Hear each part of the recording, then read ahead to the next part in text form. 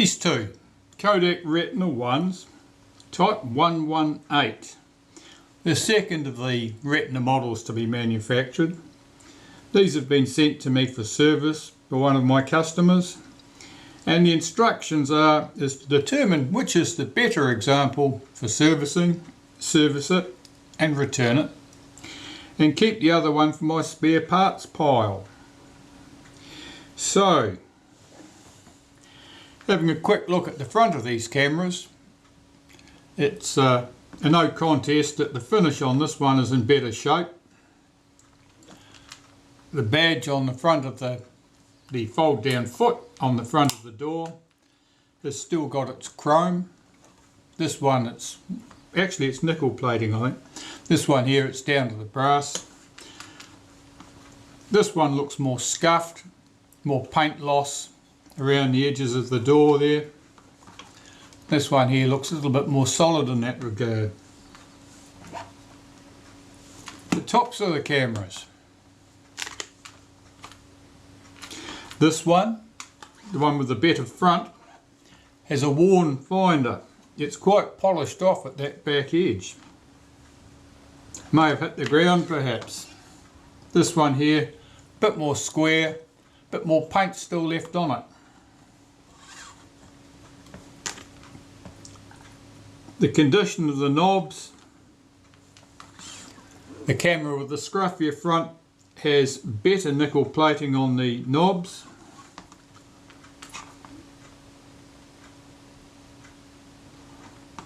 A little bit of light corrosion on the knobs on this one.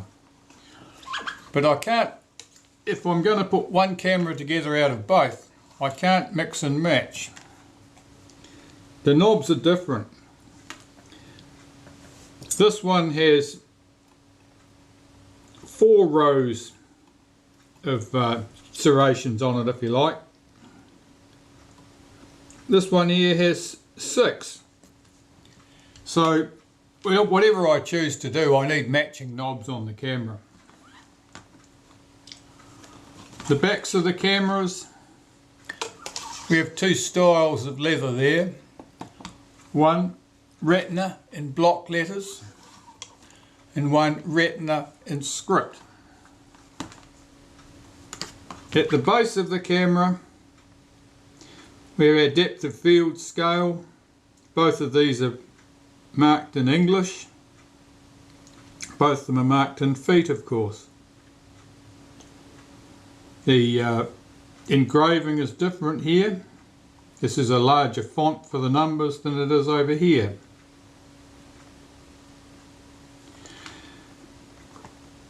At the base of the camera, the tripod socket here is labelled Made in Germany. On this camera there's nothing marked. It's Made in Germany is marked in the leatherette. So, a mix of features for 2 cameras that are nominally the same model. Both of them have the Xenar f3.5 lens. Both of them have Compur-Rapid shutters. The shutters are nickel, everything's nickel plated there, which is correct. Anything interesting on the inside? Let's have a look.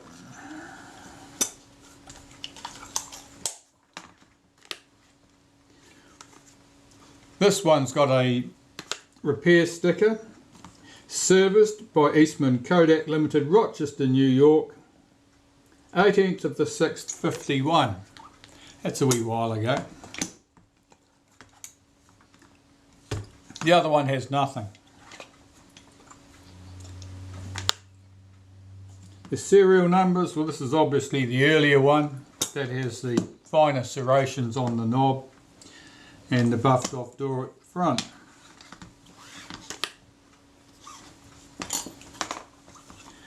Pressure plates. The pressure plate here is probably in better condition. This one here is a bit rough and worn out looking.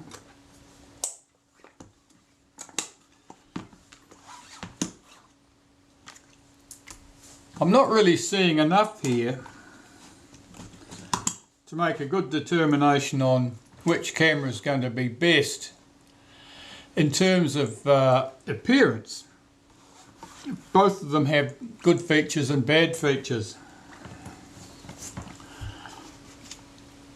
I think the answer here is to service both cameras and see what the finished results look and work like. I don't see many places I can handily swap parts from one to the other without making it a different camera than the one that was made. Possibly the only thing I can see that would easily fit the case would be the viewfinder housing at the top, this one being a bit more scuffed. And of course I'd only need to swap that if I decided that this camera was the one to go for.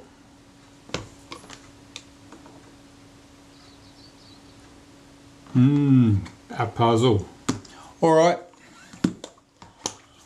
I'll strip them both down, do them side by side, assemble them and make my determination. Probably the first thing to do is look at these and see if they actually work. I'm rolling the film sprocket with my thumb, and it did as I was rolling this while I was turning the advance knob, and it did actually cock. It did stop the film advance. If I move this arm across, did that shift it did shift the frame counter.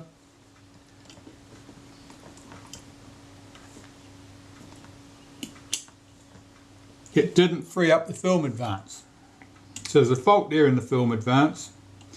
The advance rewind knob at the top of the here, that lever, that should be revolved into the rewind position there.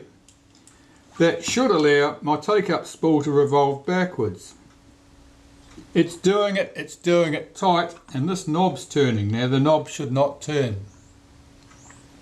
That should be uncoupled from here. So there's a problem with this. Almost certainly this is incorrectly placed. Probably means someone's been in and not put it back together correctly. Okay, so the film advance doesn't work on that one. The shutter, let's just try it on a 50th, it's set there. Cock the shutter, it does fire. Your diaphragm setting actually moves. The focus is stiff, but it does move. Alright, the other one, what's that like? That door was a bit stiff in its action opening that. Focus, jammed. Shutter, that worked to the 50th. The diaphragm, it's stuck. Film advance, set this to the advanced position, there. It's just stuck at the moment, so just push this to free up the film advance. That worked.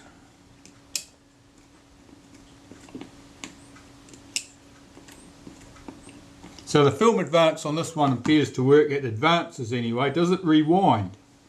Take that round to the rewind position. Same deal.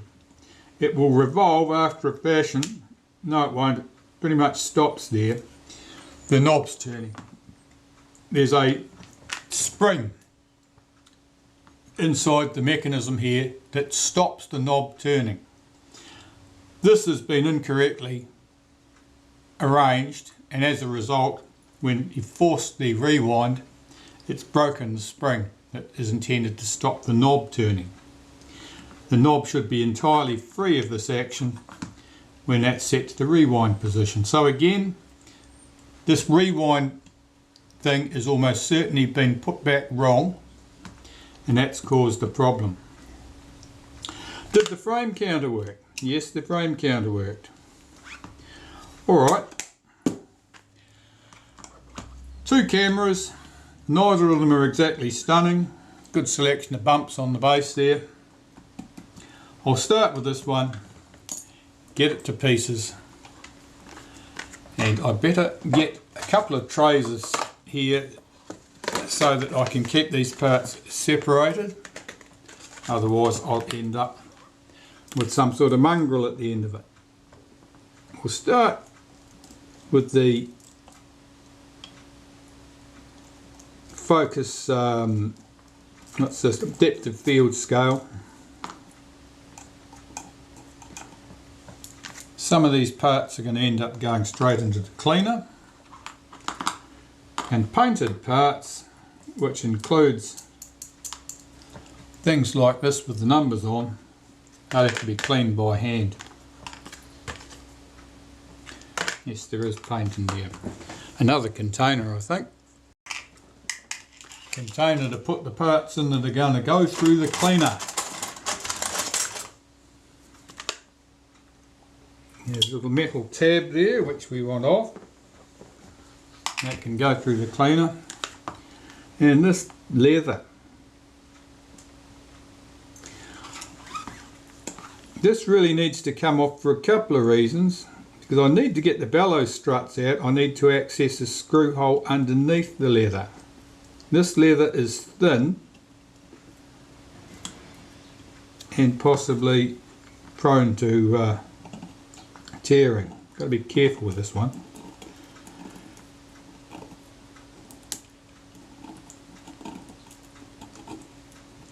The leather on the retinas is typically fairly thick, except for the back door on these particular cameras, and therefore fairly robust. But this piece of leather is quite thin.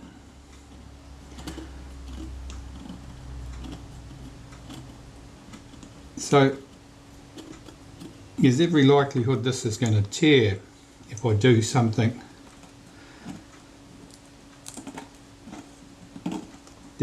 wrong, if I slip.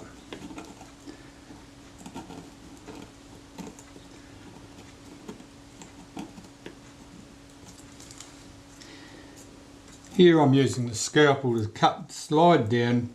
Hopefully what I want to do is get down underneath the leather. I can see from what's happening here that basically the glue is staying stuck to the camera, and I'm sort of slicing through the interface of the glue and the leather.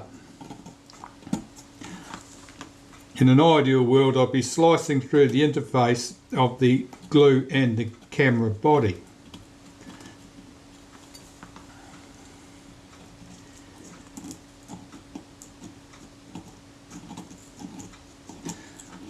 The fact that this leather is so thin probably explains those lumps and bumps that we're seeing there too.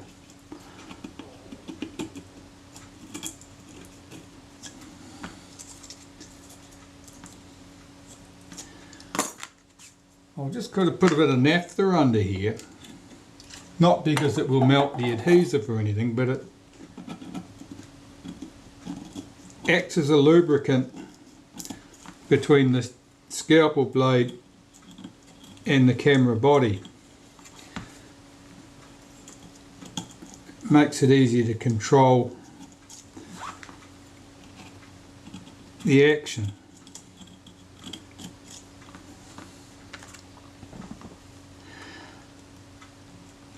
There's almost no leather around here at the front, so the chances of this breaking at that point are very, very high.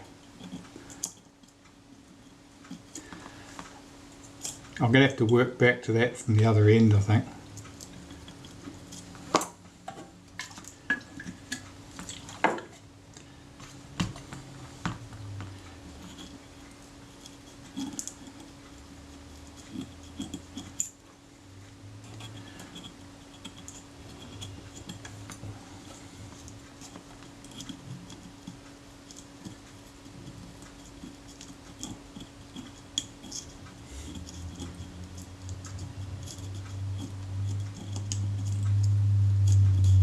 Yeah, this is slow.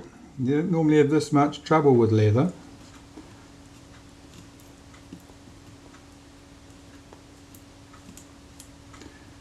This is the tripod socket end here, of course. the surface under here is not exactly smooth because of the gaps between the socket and the casting, so sliding the scalpel blade under here is a bit trickier. Well, some of that leather's lifting off easily. These bumps are almost certainly corrosion then under there, and it's broken the hold of the adhesive on the casting. Yeah, so certainly it's easier at this end. There's obviously corrosion there.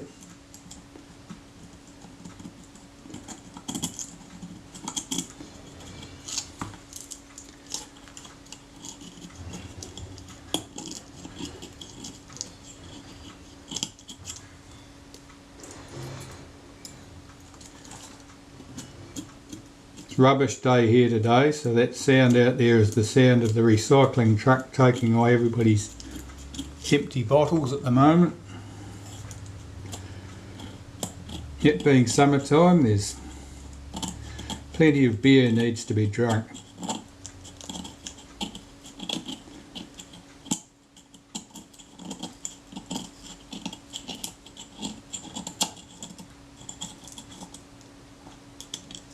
There we go. The leather's off. And have a look at the base of this. Well, that's quite thick, that adhesive. And the corrosion that I thought I'd find, I'm not really seeing it.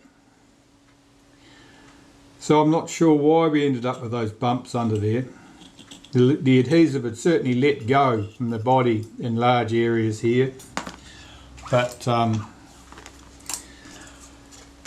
it was still present and correct. The leather was still stuck down well enough. Our tripod socket, get this off the base of the camera, held in with 3 screws. This is nickel plated brass.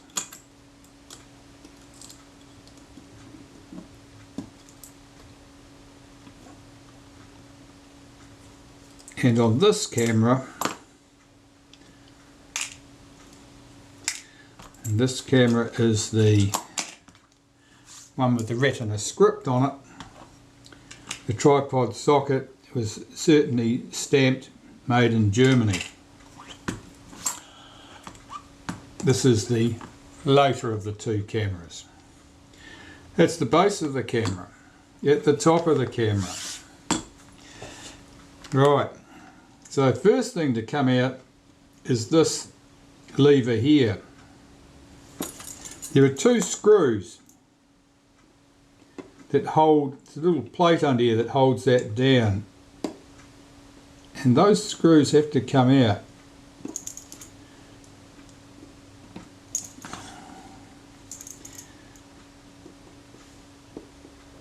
Of course the slot in the screw is nicely jammed up with dirt and filth.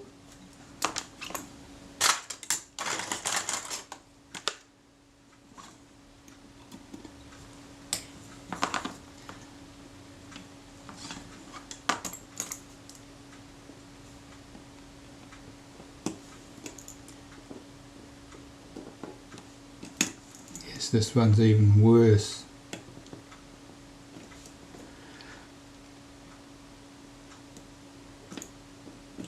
Yeah, that's not even turning.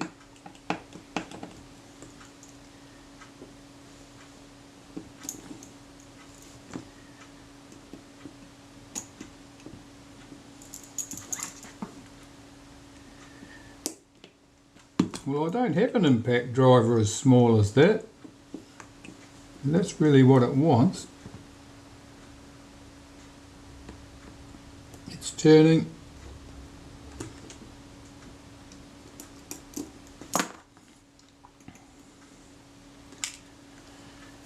Right, this knob, we can rotate that. Yeah, it was incorrect. It was only just hanging on and no more. Here's the retainer plate. It holds that down and it fits around a collar on the top of that shaft.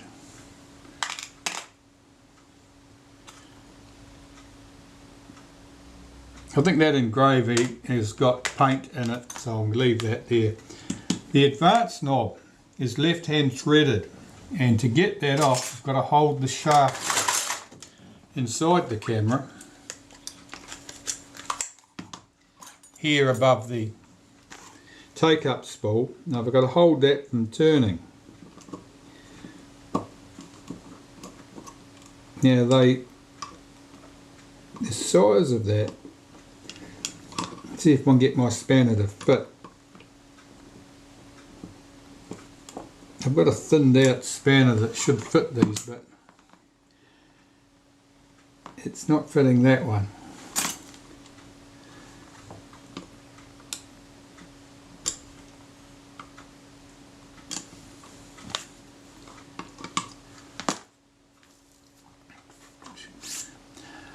I'll see if I can find another spanner that'll fit in onto that. This one was a 10mm spanner which I'd already modified to open up the jaws slightly somewhere to about 10.5mm, I think.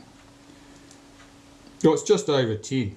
So it's quite neat still at 10mm, and that fits most of these cameras. I suspect on this case that is wider than that. I'll just measure it.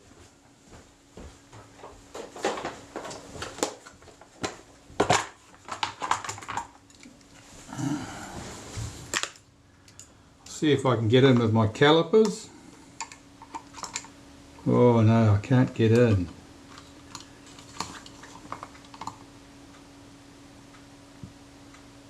Or can I? Yeah, about 10.5, 10.6 millimeters. I'll have to find another spanner. Either an 11mm or a 7/16, I think, so it's pretty close. I'll see what I can do. Back later.